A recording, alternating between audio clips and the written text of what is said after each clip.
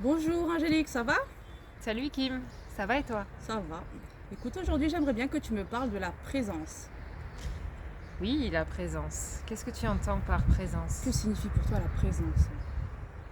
Alors moi Quand... j'aime bien l'appeler ouais, la présence, la conscience, l'être Oui, ou le soi. Parce qu'en fait c'est la même chose tout ça. d'accord. En fait la présence, tu peux... c'est pas une croyance dans le sens où tu peux vraiment la sentir. Tu vois, par ce qu'on appelle le regard direct, c'est-à-dire vraiment aller voir directement qu'en fait cette présence, elle est. C'est-à-dire que quoi que tu fasses, quoi que tu dises, peu importe ce que tu crois d'ailleurs, elle l'est. Tu vois, c'est un peu le truc en arrière-fond. Oui. euh, Comment te dire? Un peu comme on peut prendre l'image d'un écran de cinéma. Et puis, en fait, l'écran, c'est la présence, c'est la conscience. Et dessus va être projeté le film du personnage. D'accord. Donc l'ego. Et tous les égos qui se rencontrent, les histoires qu'on se raconte, etc. Mais la conscience, la présence, elle est toujours là en arrière-plan. En arrière-plan. Et ça, c'est comment dire, c'est phénoménal quand tu arrives vraiment à le conscientiser parce que là, ça t'amène directement vers la vérité, vers ce que tu es, c'est-à-dire pure conscience, pure présence. Et alors là, c'est un calme, mais une paix, tout ce qu'on cherche en fait, tu vois, le bonheur et tout ce qu'on cherche, cette quête, bien souvent aller chercher vers l'extérieur. Et puis quand tu as bien expérimenté l'extérieur, la forme, et donc le film, et ben, tu te rends compte qu'en fait, il n'y a rien qui t'apporte ce que tu cherches vraiment. C'est éphémère. Tout se C'est... trouve à l'intérieur, tu veux dire. Voilà, tu reviens en fait en arrière-plan, dans ton intérieur. T'enlèves tout ce qu'on appelle les formes en fait. Tu vois, le monde des phénomènes, le monde des formes, comme même les pensées, les émotions, tout ça c'est des formes. Ça va, ça vient, ça bouge, enfin, tu vois. C'est des objets qu'on peut capter. Mais c'est encore derrière ça. Tu vas D'accord. derrière les pensées, derrière tes émotions, derrière tout ce qu'on peut justement projeter dans la forme pour aller dans le non-forme, le sans-forme. C'est ça la présence. Et ça, c'est d'arriver à se brancher à ça, j'ai envie de dire le plus souvent possible. Au début, c'est un peu compliqué parce qu'on n'est pas justement habitué à ça. Mais au fur et à mesure de prendre cette habitude, c'est là la vérité dans le sens où c'est là que tu trouveras la quête. La quête s'arrête en fait, entre guillemets. C'est-à-dire la quête pour les chercheurs de vérité, les spirituels, etc. C'est vraiment une... j'allais dire, ouais, mais c'est pas vraiment une fin parce qu'en fait ça se finit jamais, mais tu arrives vraiment au bout du chemin. En fait, c'est revenir vers soi.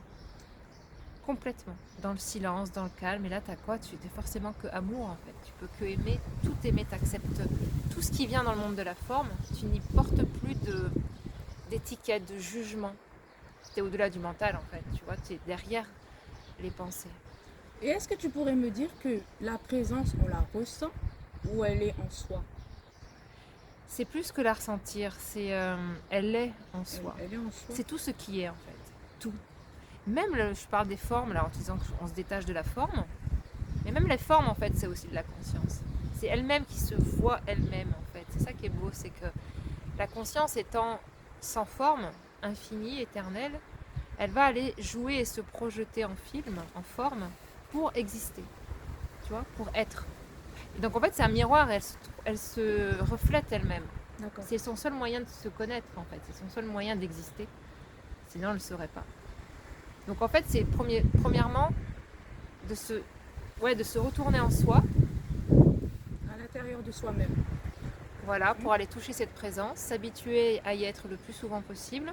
Donc on se détache du mental, des pensées, des émotions. On comprend que c'est pas ce que nous sommes en fait. Hein. Ça c'est le faux self, hein, c'est l'ego. Bon, il est nécessaire, on va pas reparler de ça maintenant, mais une fois que tu as compris ça, que tu l'as vraiment conscientisé, tu reviens de plus en plus souvent dans cet espace-là.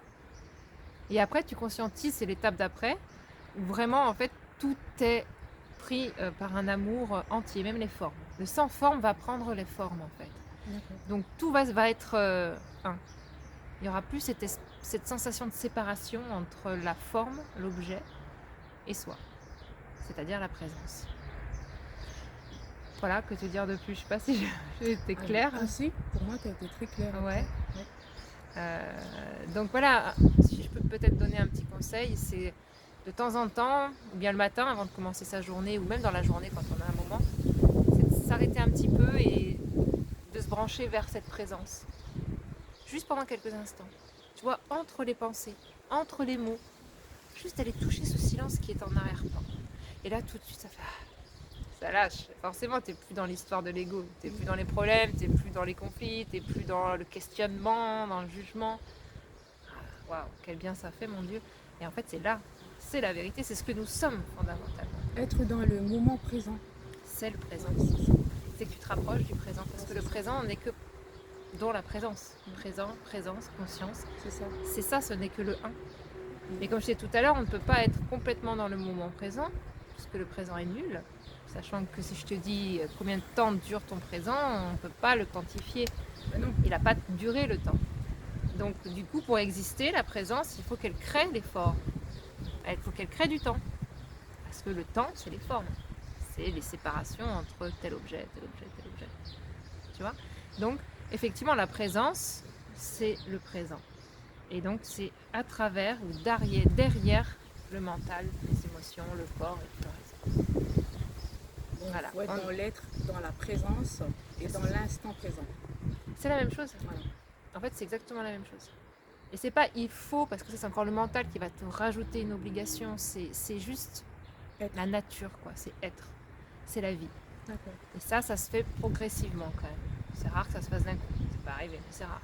C'est pour ça que le chercheur spirituel, celui qui est dans un développement personnel, et puis ensuite spirituel, et puis ensuite, tu vois, s'enlève ses couches, travaille sur ses blessures, et petit à petit, pour arriver à revenir à soi, en fait.